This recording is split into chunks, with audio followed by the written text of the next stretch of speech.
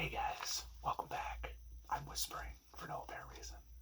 I don't want to disturb the kittens because they make a lot of noise. But I am allowed to read Third Grade Angels by Scholastic. Yes, I am. They're still meowing. Dang it. Ugh. But hey, here we are in chapter 5, guys. I want you guys to make a prediction of what's going to happen in this chapter. Okay, remember at the end of the last chapter, he goes home, he takes a bubble bath, which is amazing. His stomach is churning with chipmunks. He is nervous, and his mom says, "Hey, everything's gonna be fine." Yeah, hopefully so, right? So tell me, what do you think is gonna happen in school the next day? Again, tell me, give me a prediction. Tell it to your brother, sister, mother, dad, yourself. Give yourself a self-5 when you're done. Let's see, Simba. My prediction for this chapter is he's going to go back to class. He's going to try to earn that halo somehow. But then that little meanie 5th grader is going to say something again. What do you think? He didn't talk because he's a stuffed animal. But it's okay. Here we go. The chapter is called The Hat.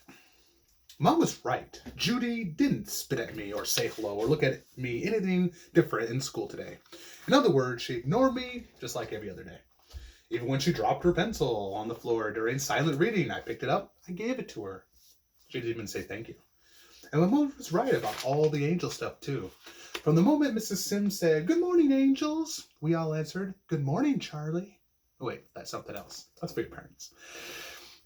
Good morning, Miss Sims. And you could feel the angel buzz in the air. Darren Tapp, who never says please or thank you, even raised his hand. "Miss Sims, may I please go to the bathroom?" And when Darren came back, Missy Haverbeck, even the shyest person in class, whispered to him as he went past her desk, "Your fly is open." That's your zipper, guys. All day long, pleases and thank yous and pardons were flying around like bees at a picnic. A lot of who did it's too, because from the last minute, all eyes were on Miss Sims' desk, sitting right there with an apple. A really big apple. A really big polished apple. Buffed to shine like it was a new car. Whispers raced around the aisles. Who did it? Who did it? Who did it? Nobody knew. Except me. I knew. As the whispers were flying around, I was doing my usual thing in my seat behind Judy, staring at her perfect, uncovered right ear. I started to notice something. The perfect curve at the top of her ear getting pink, then red. The whispers were flying, and Judy was blushing. Aha! The apple came from her. Some of Judy's blush sank into my chest. We shared a secret. I closed my fist and made a vow. Nothing, not even 100 spiders or torture by tickling would ever make me rat her out. During silent reading, Mrs. Sims was writing something on the board. It was hard to concentrate on my book. I kept looking up at her. So did everybody else. We're all wondering the same thing. Is she writing something good about me? Perfect in every way.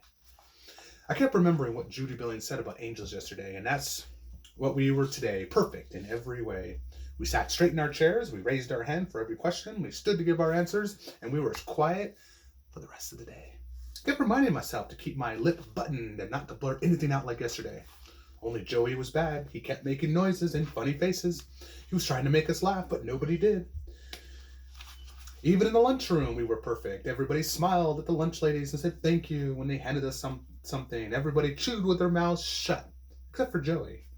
Then came after lunch recess. Here's them in class. I bet some of you look like some of these guys right here. It was a warm, sunny day, but really windy. Swings were flapping and nobody would sit on them. Besides the wind, everything was going, pretty normal until a yellow baseball cap came flying onto the playground. On the other side of the fence, a lady in a sweatsuit stopped jogging in her place. She was pointing to her hat, which had flown off and landed amongst all of us 3rd graders. For a second, nobody moved. All of us at once. We could do a good deed. About 10 of us pounced on the hat. Rawr! There were so many hands. The best I could do was grab somebody's wrist, because that helps. We were wrenching and pulling and twisting 10 different ways. I got it, let go. Looks like recess. I was first, ow! Suddenly we all snapped apart like a broken wishbone. Eddie Shank was holding the rim of the cap. Diana Briggs was holding the rest. Somebody said, uh-oh, and everybody just stared at the hat pieces, except Joey, who was laughing. A screech came from the sidewalk. You little hoodlums! The jogger lady kicked the chain link fence and started running. Miss Sims was standing in the doorway watching the whole thing. There was a silence in the classroom. The two pieces of the yellow hat sat on Miss Sims' desk, and between them was the apple. That was disgraceful, said Miss Sims. Very unangelic behavior. Judy raised her hand. Miss Sims didn't even call on her.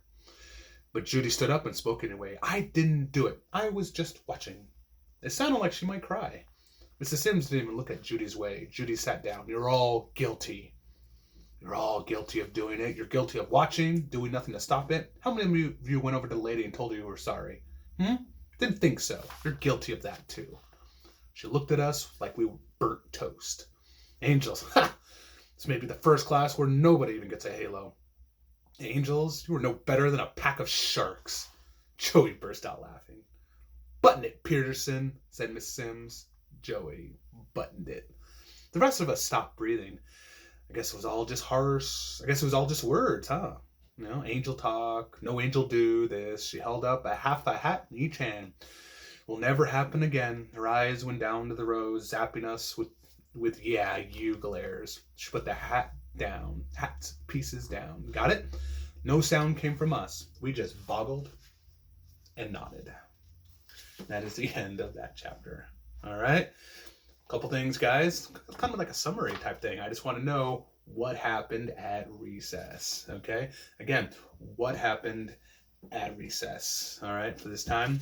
And the second question is, it goes right along with it. How does Mrs. Sims now feel about the class? Again, how does Mrs. Sims feel about the class? All right. So remember your first part. This is what happened at recess. Blankety blank. And Mrs. Sims felt blankety blank because. Don't forget about the because. All right. Because is going to be ready to the other one. All right. So thank you for those that are sending them to me. Okay. I am going to give a shout out to like Sam and Catherine. You guys have been turning in all these questions and answers to me every week. I appreciate that. That is awesome. Keep up the good work. Some of you have been doing some, which is great. Try to keep them going, like every single read aloud. Send it to me. Quick messages. I love it. All right. Hope you guys have a great day, and I'll see you guys next time.